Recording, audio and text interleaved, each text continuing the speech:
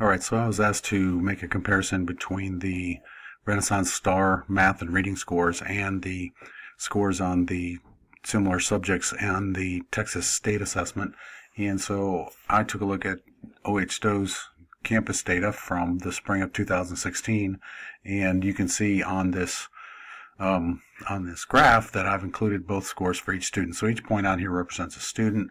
Along the horizontal axis, I've plotted the student's score on the STAAR math test in April of 2016, and then on the vertical axis it includes the student's score on the state of Texas STAAR math.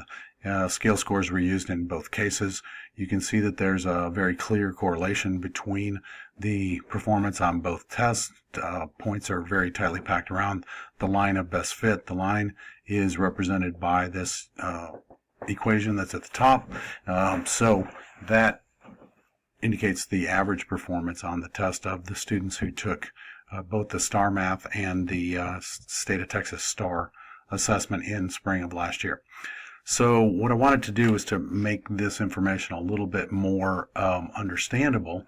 So one of the things that I've included here is the line that represents the passing score on the STAAR test. So last spring, to pass the third grade math test, a score of 1360 was needed. That's the scale score on the test. So any of the data points that are on that line or above it represent students who passed the STAAR test. On the other hand, I have noticed where this line of passing crosses our line of best fit, and it crosses right about here. And if you follow that down, that'll tell you what score on the Renaissance STAAR math test would correlate to passing on the actual state of Texas STAAR.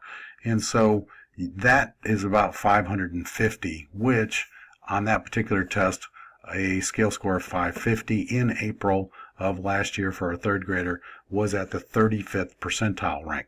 So I would think then that a score at the 35th percentile rank or higher would indicate that the student has a pretty good chance of passing the STAAR test. Now we do have some errors and some correct predictions by this model, so let's take a look at those. First of all, anything up in this upper right quadrant up here, these are students who passed the Texas STAAR as well as were above the 35th percentile rank. So we're going to call those true positives because STAAR Math was able to positively predict their performance as passing on the Texas STAAR. On the other hand, these students down here, they didn't perform at the 35th percentile rank, and they also failed the STAAR test last spring, so those are actually true negatives. So you can see that about 73% of the kids fell up here and 13% here. That's a total of 86% of the students on the test. I think there were 128 of them that were accurately predicted by the Renaissance STAAR test scores in April. We have two other groups here. These groups up here are false negatives because it looked like, according to the Renaissance STAAR test, that those students may not pass because they were below the 35th percentile rank, but they actually did pass the STAAR test. And then our final group over here, these are our false positives that were above the 35th percentile rank but actually failed the STAAR when that came around in May. So this gives us an idea of where we might set a cut score and how accurate that is. So about, according to this model, it's about 86% accurate based on the data from last year. Now, of course, the Texas STAAR test is going to be different. You've got a different group of kids, but we might think about the 35th percentile rank as being a place where we have pretty good confidence that our students are going to be successful on STAAR. So let's take a look at what that would look like for the reading. And so the data are quite a bit different. I thought it was really interesting that there were several students that were way up here on the Renaissance STAAR test in terms of their scale scores. And then we compared this once again. Here's the Texas STAAR test from May, and again, these are third graders, and then the Renaissance STAAR test along this horizontal axis down here.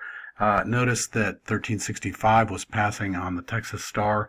That crosses our line of best fit right about here at the 24th percentile, and so therefore we would guess that about a 315 is where that falls on the scale. So any student scoring 315 in April or at about the 24th percentile rank, we would expect to have success on the third grade STAAR reading test.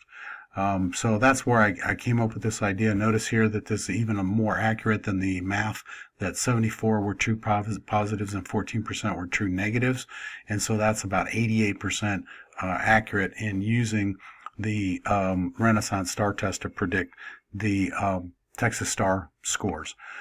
So just as a kind of a summary, you can use the Renaissance STAAR to sort of predict how well students do on Texas STAAR. For math, that's going to be looking at students at the 35th percentile or higher, and using the percentage of students that fall there as your possible estimate of how they'll do on STAAR. Reading, it was lower. It was only at 24th percentile.